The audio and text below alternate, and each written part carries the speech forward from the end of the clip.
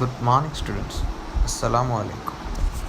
Today we are going to discuss about the distinguish between debt and equity in the base of Islamic finance.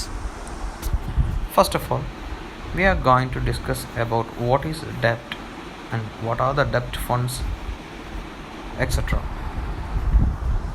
Debt is an obligation that requires one party, who is the debtor, to pay money or other agreed upon value to another party, who is the creditor. Debt is a deferred payment or series of payment which differentiate it from an immediate purchase. Actually, debt is an amount of money borrowed by one party from another person. A debt arrangement gives the borrowing party permission to borrow money under the condition that it is to be paid back at a later date, usually with interest. This is called debt. But in the Islam, it differs. Debt means there will be no interest. So such kind of debts are going in Islamic finance. അതായത് നമുക്കൊക്കെ അറിയുന്ന പോലെ തന്നെ ഒരു വ്യക്തി മറ്റൊരു വ്യക്തിയിൽ നിന്നും ഒരു ലംസം മണി, ഒരു എമൗണ്ട് ഓഫ് മണി ഒരു ഡെഫേർഡ് പേയ്മെൻറ്റിൻ്റെ അടിസ്ഥാനത്തിൽ അല്ലെങ്കിൽ ഫ്യൂച്ചറിൽ തിരിച്ചു നൽകാം എന്നുള്ളതിൻ്റെ അടിസ്ഥാനത്തിൽ വാങ്ങുന്നതിനെയാണ് ഡെപ്റ്റ് എന്ന് പറയുന്നത്. യൂഷ്വലി കൺവെൻഷണലാണ് എന്നുണ്ടെങ്കിൽ ഡെപ്റ്റിൻ്റെ കൂടെ റിട്ടേൺ ആയിട്ട് ഇൻട്രസ്റ്റ് വാങ്ങാറുണ്ട്.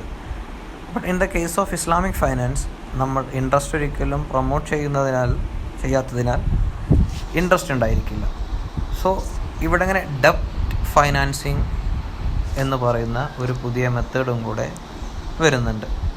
In addition, the most common forms of debt are loans, including mortgages and auto loans, personal loans, and credit card debt. Under the terms of a loan, the borrower is required to repay the balance of the loan by a certain date, typically several years in the future. The terms of the loan also stipulate the amount of interest that the borrower is required to pay annually, expressed as a percentage of the loan amount. Interest is used as a way to ensure that the lender is compensated for taking on the risk of the loan, while also encouraging the borrower to repay the loan quickly in order to limit his total interest expense. അതായത് ഒരു conventional ഫൈനാൻസിങ്ങിൽ വരുന്ന ഒരു ലോണിൻ്റെ concept എന്താണെന്നാണ് പറയുന്നത്. So ഇത്തരത്തിലുള്ള ലോണുകൾ ഒരു കൺവെൻഷനിലാണ് ഏതായാലും കൂടുതലും ഉപയോഗിക്കുന്നത് ഓട്ടോ ലോൺസ്, പേഴ്സണൽ ലോൺസ്, മോർട്ട്ഗേജസ്, അതേപോലെ തന്നെ ക്രെഡിറ്റ് കാർഡ് ലോൺസ്, ഇത്തരം കാര്യങ്ങളിലൊക്കെയാണ് ലോൺസുകൾ കൊടുക്കുന്നത്. ഇത്തരം കൺവെൻഷണൽ ബാങ്കിങ് സിസ്റ്റത്തിലാവുമ്പോൾ ഒരു ഫ്യൂച്ചറിലുള്ളൊരു ഡേറ്റിൻ്റെ ഉള്ളിൽ മേ ബി അത് സെവറൽ ഇയേഴ്സ് ആവാം, അതിൻ്റെ ഉള്ളിൽ ഈ ഒരു എമൗണ്ട് തിരിച്ചടച്ചാൽ മതി എന്നുള്ള ഒരു കണ്ടീഷനിലാണ് ബാങ്ക് ഡെപ്റ്റ് പ്രൊവൈഡ് ചെയ്യുന്നത് അല്ലെങ്കിൽ ലോൺ പ്രൊവൈഡ് ചെയ്യുന്നത്. ആൻഡ് അവിടെ ഇങ്ങനെ കൊടുത്ത ടോട്ടൽ തുകയുടെ ഒരു പെർസെൻറ്റേജ് ഓഫ് എമൗണ്ട് ഇൻട്രസ്റ്റ് ആയിട്ട് ബാങ്ക് റീപേയ്മെൻറ്റ് വാങ്ങും ചെയ്യും. സോ ഇത് ബാങ്ക് അതിൻ്റെ ഒരു ലാഭം പോലെ, ഈ ഇൻട്രസ്റ്റിന് ഒരു ലാഭം പോലെ എടുക്കുകയും ചെയ്യും. അതേപോലെ തന്നെ ബോറോവർക്ക് ഈ ഒരു എമൗണ്ട് തിരിച്ചടക്കുന്നതിന് വേണ്ടിയിട്ടുള്ള ഇൻട്രസ്റ്റ് കൂടുതൽ കൊടുക്കും. ബിക്കോസ് വൈകും തോറും ഒരു ആനുവൽ ഇൻട്രസ്റ്റ് എന്ന് പറയുമ്പോൾ നല്ലൊരു എമൗണ്ട്, കൂടിയ എമൗണ്ട് ലോൺ എടുക്കുന്നവർക്ക് നല്ലൊരു എമൗണ്ട് റീപേയ്മെൻറ്റ് കൊടുക്കാൻ വരും. സോ ഇത് ബോറോവർക്ക് എത്രയും പെട്ടെന്ന് തന്നെ ലോൺ തിരിച്ചടക്കാനുള്ള ഒരു ഇൻട്രസ്റ്റ് കൂട്ടുകയും ചെയ്യും. ഇതാണ് ഒരു നോർമൽ കൺവെൻഷണൽ ഫൈനാൻസിങ്ങിൻ്റെ ഒരു ഡെപ്റ്റിൻ്റെ കൺസെപ്റ്റ് എന്ന് പറയുന്നത്. ആൻഡ് ഇൻ ഇസ്ലാം, ഡെപ്റ്റ് is a serious matter. In Islam, while recognizing that there are legitimate circumstances for taking out loans, and while regulating the rules around giving loans and repaying loans, being in a debt is very strongly discouraged. And in Islam, the debt is permissible but it is conditional and should not be encouraged. Prophet Muhammad sallallahu alaihi wasallam said, "By the one in whose hand in my soul, if a man were killed in battle for the sake of Allah, then brought back to life, then killed and brought back to life again, then killed and he owed a debt, he would not enter paradise until his debt was paid off." ഇതൊരു serious ഇഞ്ചക്ഷനാണ്.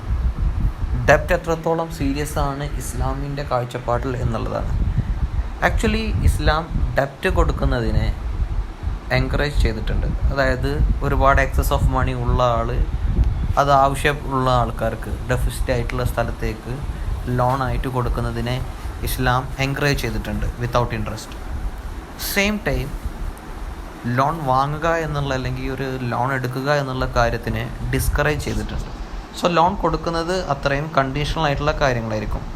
ഉദാഹരണത്തിന് സല്ലല്ലാഹു അലൈഹി വസല്ലം പറഞ്ഞതായിട്ടുള്ളൊരു ഹദീസ് ഉണ്ട്. ഒരു വ്യക്തി അദ്ദേഹം അള്ളാഹുവിൻ്റെ മാർഗത്തിൽ യുദ്ധം ചെയ്തുകൊണ്ടിരിക്കുകയും മരിക്കുകയാണ്.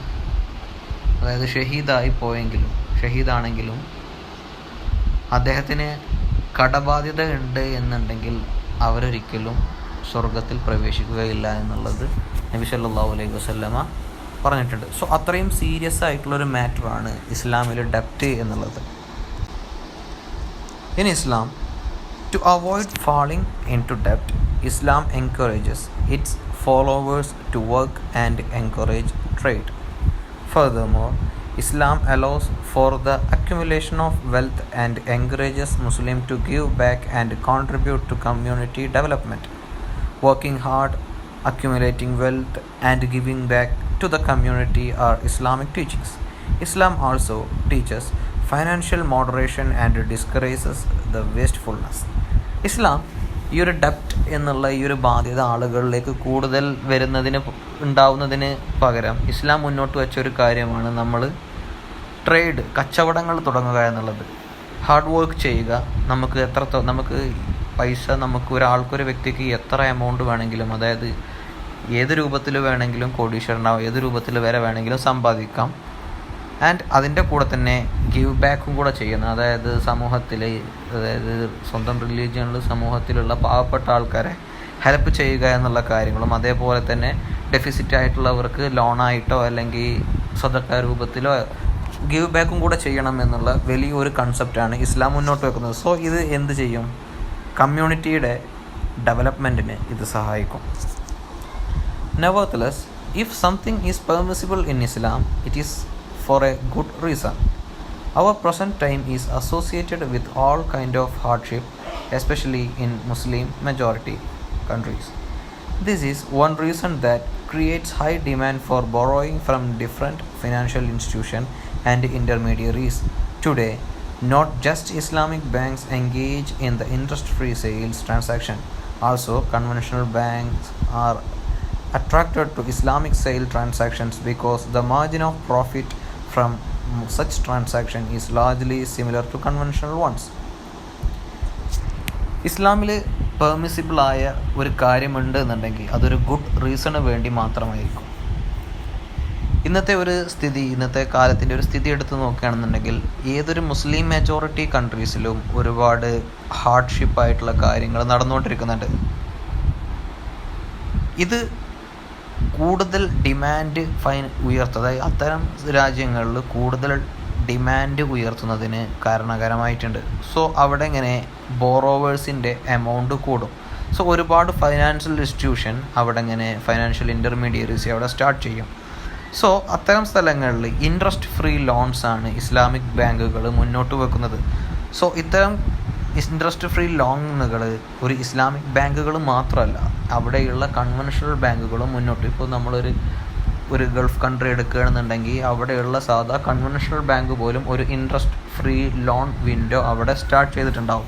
ബിക്കോസ് ഒരു പ്രോഫിറ്റ് മാർജിൻ എന്ന് പറയുന്നത് ഒരു ഇൻട്രസ്റ്റിനേക്കാളും ചില ഇൻസ്ട്രുമെൻറ്റ്സിലൂടെ കിട്ടുന്ന പ്രോഫിറ്റ് മാർജിൻ എന്ന് പറയുന്നത് അവർക്ക് ഇൻട്രസ്റ്റിലൂടെ കിട്ടുന്നതിനേക്കാളും കൂടുതൽ വലിയൊരു എമൗണ്ടാണ് കിട്ടുന്നത്. സോ കൺവെൻഷണൽ ബാങ്ക് ഇന്നത്തെ കാലത്ത് ഇസ്ലാമിക് ഇൻട്രസ്റ്റ് ഫ്രീ ഫൈനാൻസിങ് മെത്തേഡിനെ ഉൾക്കൊണ്ടുകൊണ്ടിരിക്കുകയാണ്.